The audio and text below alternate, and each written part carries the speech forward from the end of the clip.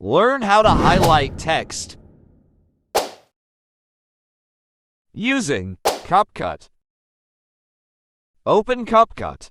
Select a new project. Choose the image. Choose Add Text. Select Drawing.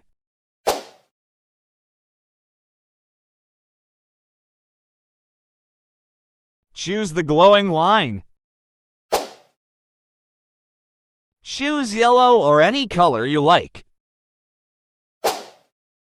Adjust the size according to the text. Select 25 for opacity. Start defining the text to highlight.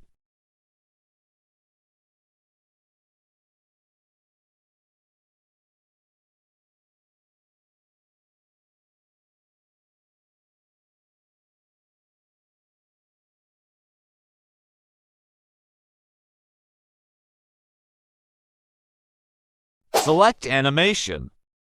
Select the effect Wipe Down. Keep the arrow till the last so that the effect shows slowly.